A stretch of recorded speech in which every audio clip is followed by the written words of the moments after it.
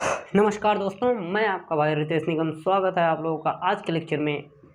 आज हम लोग करने वाले हैं गोल्गी एपैरेटस। तो गोल्गी एपैरेटस होता क्या है? तो उसके लिए हम लोग एक बनाएंगे सेल में हम लोग देखेंगे कि ये है हमारा न्यूक्लियस। इसी से हमने कहा था अटैच होते हैं एंडोप्लाज्मिक रेटिकुलम और कुछ स्ट्रक्चर यहाँ पे होते हैं, इस पे लगे होते हैं। जहाँ पे राइबोसोम लगे होंगे वो होगा RER, जहाँ पे नहीं होंगे वो होगा SER। और इसी के बाद में एक डेंसली स्टेन्ड स्ट्रक्चर होता है, उसे कहते हैं गोल्गी एपैरेटस या गोल्गी बॉडी। तो गोल्गी बॉडी जो है ये पहले तो ये डेंसली स्टेन्ड स्ट्रक्चर है। स्टेन्ड स्ट्रक्चर, स्टेन्ड का मतलब होता है कोई भी कलर तुरंत एब्जॉर्ब कर लेता है, तुरंत वो पकड़ लेता है। उस पर हम लोग कलर अगर डालेंगे तो ये दिखने लगेगा, अदरवाइज ये दिखेगा नहीं। और ये ऑब्जर्व किया गया माइक्रोस्कोप में, ऑब्जर्व अंडर माइक्रोस्कोप। किसने किया था? कैमिलो गोल्गी ने, गोल्गी इन 1898 में कैमिलो गोल्गी ने इस पे स्टेन करके या फिर माइक्रोस्कोप में देखा होगा कि ये एक स्ट्रक्चर है, ऑर्गेनिल है, जिसको हम लोग 1898 में जब इसको देखा गया, उसी के बाद में इसका नाम दे दिया गया Golgi body, after observe named Golgi. Golgi नाम इसका दे दिया गया। और हम लोग जैसे ये इसके बारे में अगर बात करें, इसका स्ट्रक्चर क्या है, स्ट्रक्चर अगर हम लोग इसको देखें, जो हमारा स्ट्रक्चर स्ट्रक्चर अगर देखें, ये स्ट्रक्चर कुछ है फ्लैट, यानी कि कुछ चपटा टाइप का है।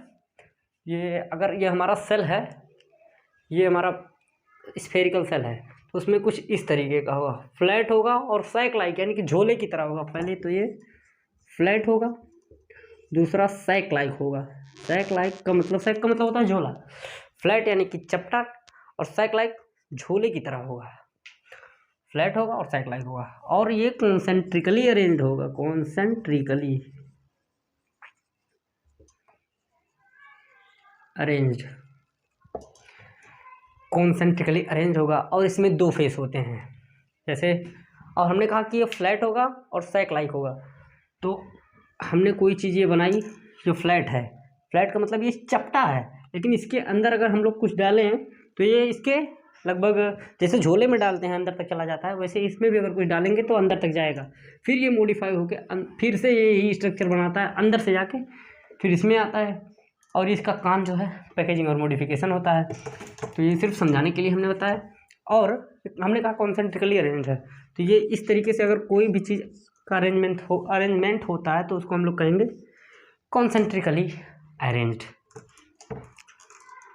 और इसमें दो फेस होते हैं, जहाँ से ये जैसे ये कॉन्सेंट्रिकली अरेंज होते हैं। कॉन्सेंट्रिकली अरेंज का मतलब होता है कोई चीज़ अगर इस फॉर्मेट में अरेंज्ड है तो उनको कहेंगे कॉन्सेंट्रिकली अरेंज्ड होते हैं।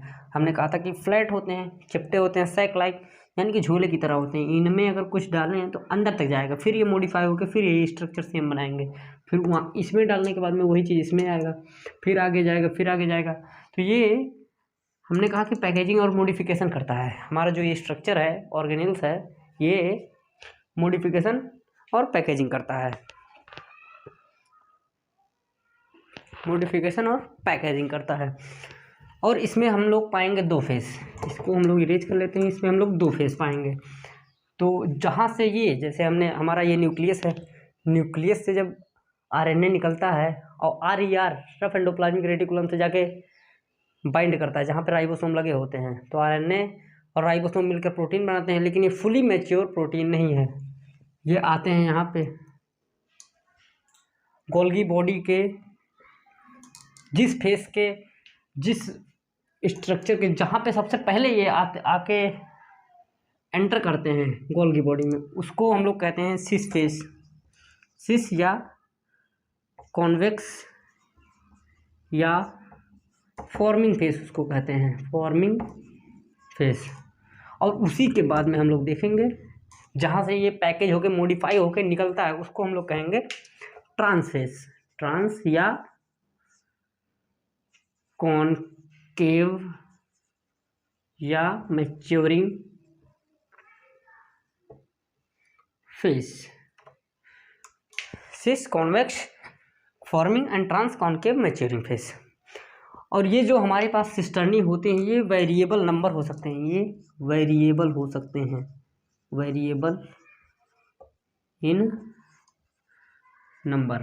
हम किसकी बात कर रहे हैं? एंड ये सॉरी गोल्गी बॉडी की, गोल्गी बॉडी का जिसे हमने कहा है सिस्टर्ने, ये वेरिएबल हो सकते हैं नंबर में। ये इसको हम लोग कहेंगे सिस्टर्ने। ये पूरा अगर स्ट्रक्चर बना देंगे इसको कहेंगे गोल्गी apparatus। और इसका फंक्शन हम लोग देख लेते हैं। पहले इसको इरेज करना पड़ेगा, इसको नोट डाउन कर लीजिए।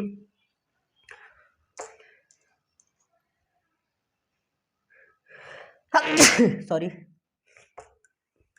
इसको इरेज कर लेते हैं और इसका फंक्शन हम लोग देखेंगे। सेल को बने रहने देते हैं, सेल बना रहेगा। तो तो हमने सिस, कॉन्वेक्स और फॉर्मिंग फेस के बारे में देखा और ट्रांस कॉनकेव मैच्योरिंग फेस के बारे में देखा।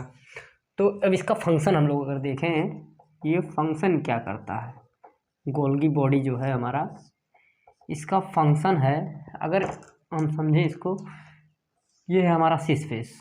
सिस यहाँ पे आया प्रोटीन, यहाँ से एंटर किया, ये हमारा गोल्गी बॉडी यहाँ से एंटर किया, फिर यहाँ पे मॉडिफाइड पैकेजिंग, पहले तो पैकेजिंग होता है तो, और यहाँ पे ये है हमारा ट्रांस फेस। और यहाँ पे जब ये निकलता है तो ये हो सकता है इंट्रासेलुलर हो सकता है, यानी कि सेल के अंदर ही सीक्रेट हो सकता है, और एक्स्ट्रा सेलुलर भी हो सकता है, सेल के बाहर भी ये प्रोटीन हो सकता है। और ये प्रोटीन किस फॉर्म में होगा? ग्लाइकोलिपिड या ग्लाइकोप्रोटीन की फॉर्म में। इसको सिक्रेशन हम लोग बोल देते हैं, सिक्रीशन, सिक्रेट करना सेल के बाहर।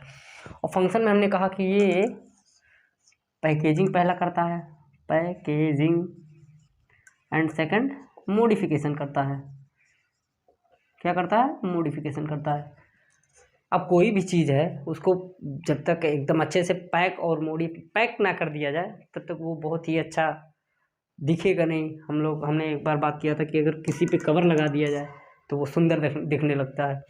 तो वही इस पर गोल्गी बॉडी में आने के बाद में इसकी पैकेजिंग और मॉडिफिकेशन होती है, इसमें चेंजेज होती हैं, फुली तरीके से मैच्योर नहीं होती हैं प्रोटीन, गोल्गी बॉडी में आने के बाद मैच्योर हो जाती हैं।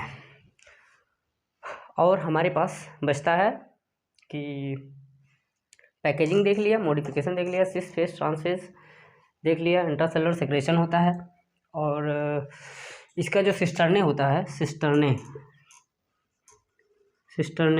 वो 0.5 to 1 माइक्रोमीटर होता है, वो भी डायामीटर में होता है सिस्टर्ने जो होता है।